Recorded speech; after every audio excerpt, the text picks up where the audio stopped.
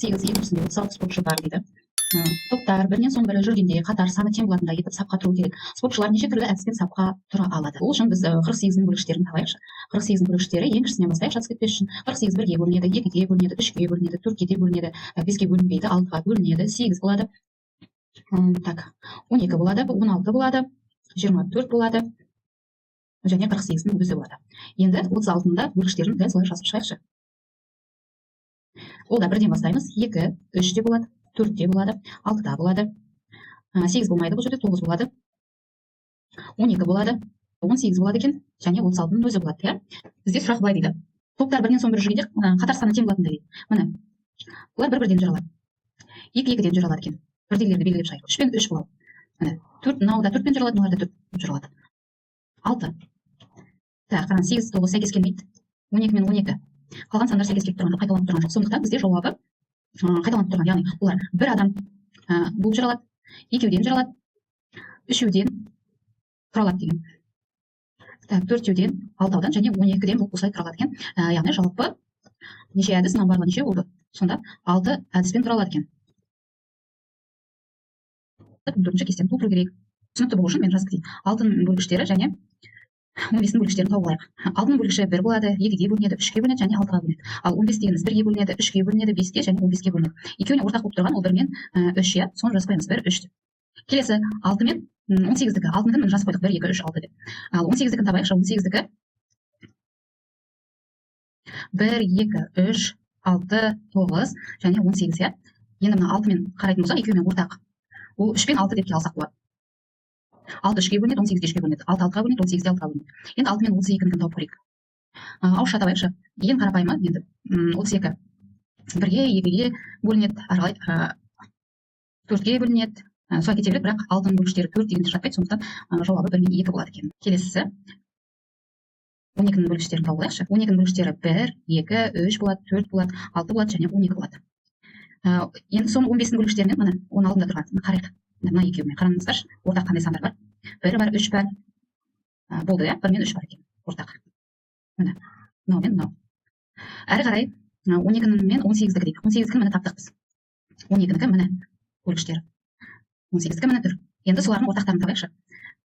Так, 2 бар, мында 1 де бар, 3 бар, ортақ 6 да бар. Так, біз аламыз да, тек екеуін жазып қоямыз. 2 мен 3 мысалға. 6 деп те жазуға болады, бірақ мында екеуден жаз дегенсің, тек екеуін жазып қоямыз. 32-нің бөлгіштерін жазбаппыз ғой, 32-нің бөлгіштері деп жазып қояйыншы. 32-нің бөлгіштері де 1, 2, 3 болмайды, 4 болады, 8 болады екен, 16 болады және 32-нің өзі болады. 32 мен 12-нің ортақ бөлгіштерін қарайықшы. Бұл жерде 1 мен 1 болады, 2 мен 2, 4 қайталанып жатыр. Так, сондықтан біз тек екеуін жазып қоямыз, мысалы 2 мен 4 деген сияқты. 24-нің бөлгіштері ол 1, 2, 3, 4, 6, 8, 12 және 24 болады. Енді 24 пен 15-нің ортақ бөлгіштерін қарайтын болса, ол мында қараймыз. 1 және 3 екеуін көріп тұрмыз. 1 мен 3 болады екен. 24 пен 18-нің жоғарысында екеуін қараңыздаршы. Мында 1, 2, 3, 6 да қайталанады. Так, соның ішінен мысалы 3 пен 6 деп қайталанатын сандарды жазып қояйық. Енді 24 пен 32-нің мына екеуінің ортақ сандар қандай бөлгіштері бар, соны жазып қояйық. 2-де 1, 2, 4 де болады, 8 де болады екен. Соны тек бір екеуін ғана жазып қоямыз, мысалы 4 пен 8 деген сияқты. Әрі қарай екіншісін орындаймыз кестенің. Бұл жерде 4-ке де еселік, 3-ке де еселік болу керек. Бұндай екі сан жазамыз. 4-ке еселік, 4-ті 3-ке көбейтіп жіберсек, ол 12 және қандай сан болуы мүмкін. Осы 12-ні біз 2-ге көбейтіп жіберсек болады, ол 24. 12 мен 24 мысалға. 4 пен 5-дің еселігін табу үшін 4 пен 5-ті көбейтіп жіберсек болады, 20 және 20-ны 2 еселеп жіберсек 40 деп те тапсақ болады. Келесі 4 пен 11-дің еселігін табу үшін 4 пен 11-ді көбейтіп жіберсек болады, 44 және 44-ті 2-ге көбейтіп жібереміз, 88. 7 мен 3-дің еселігін 7 мен 3-ті көбейтіп жібереміз, 21 және 21-ді 2-ге көбейтіп жіберсек ол 42. Келесі 7 мен 5-ге есеп, осы екеуінің көбейтіндісі, яғни 7 мен 5 35 және 35-ті 2-ге көбейтіп жіберсек 70. 7 мен 11-ге есеп, осы екеуін көбейтіп жібереміз 77, 77-ні 2-ге өтсек 154 деген сияқты екі сандал болады. Келесі 13 пен 3-тің еселігі 39 және 78 деп екі сандағы алып жазу болады. 13 пен 5-тің еселігі 65 және 65-ті 2-ге көбейтіп жібереміз 130 деп жазсақ болады. Әрі қарай 13 пен 11-дің көбейтіндісі ол 143 және оны 2-ге көбейтіп жіберсек 143-ті 286 деген сияқты екі еселікті жазуға болады.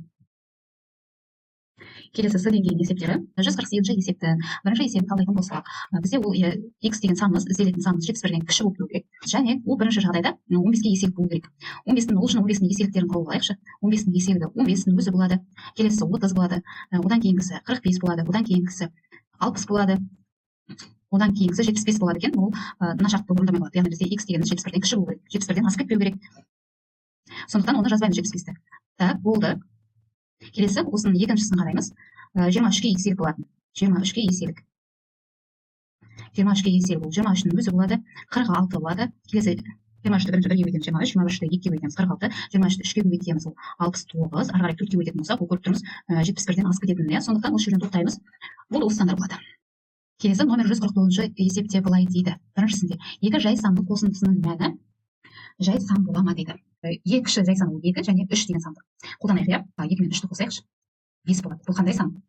Мысалға тағы да қандай жай сан бар? 5-дің өзін қолданайық және оған 3-ті қосып көрейікші. 5 пен 3-ті қосса, ол мысалы 8. Бұл 8 саны ол жай сан емес, ол құрама сан. Ол құрама сан дегеніміз ол 8 1-ге бөлінеді, 2-ге, 4-ге және 8-ге бөлінеді. Екеуден көп бөлгіші болып кетті, яғни ол құрама сан болады деген сөз. Екі жағдайда да бола алады екен. Енді келесі екі жай санның айырымының мәні дейді.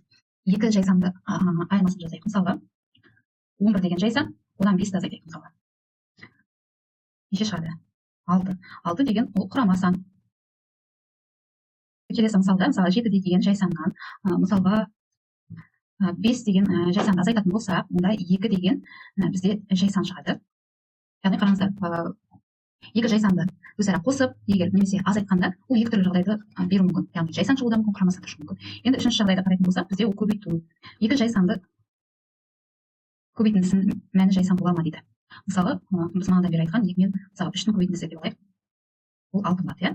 Ең кішісін көбейткеннің өзінде. Мысалы 5 пен 7-ні көбейтетін болса, ол 35 болады. 6-ның бөлгіштері қараңыздар. 6-ның бөлгіштері 1 болады. 1 болады.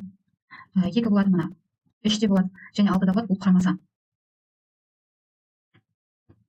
Ал мына 5 пен 7-ні көбейтіндісі қараңыздар, оның да бөлгіштері 1 болады, 5 болады, 7 болады, 35-дің өзі болады, ол да құрама болып кетеді. Енді қараңыздар, бұдан қандай қорытынды жасаймыз? Тек қана қосу мен азайтуда жай сан мен жай санды қосып немесе жай санды азайтқанда, ол кейбір жағдайда жай сан да шығуы мүмкін, кейбір жағдайда құрама сан да шығуы мүмкін. Ал көбейткенде, жай сан мен жай санды көбейткенде әрқашанда құрама сан пайда болады деген қорытындыға келеміз. Соңғы номер 150 есепте 487 санын еселік және екізі аяқталатын 4 таңбалы сандар жазыңыз дейді. Біз білеміз 487-ні қандай санға көбейтсек, соны 2-мен аяқталады, ол тек қана 6, иә. 487-ні 6-ға көбейтетін болса, ол 2922 шығады. Яғни ол бізде 4 таңбалы болып шықты, 2-мен аяқталды. Келесі, біз осы 487-ні енді тағы да 6-мен аяқталатында, енді бірақ 16 санына көбейтетін болсақ, 487-ні 16-ға көбейтетін болсақ, 7792 болады екен. Енді ары қарай мысалы 26-ға көбейтетін болсақ, ол уже 5 таңбалы болып кетеді. Сондықтан тек қана осы жауаптар болады. Жауабы 2022 және 7792 болады.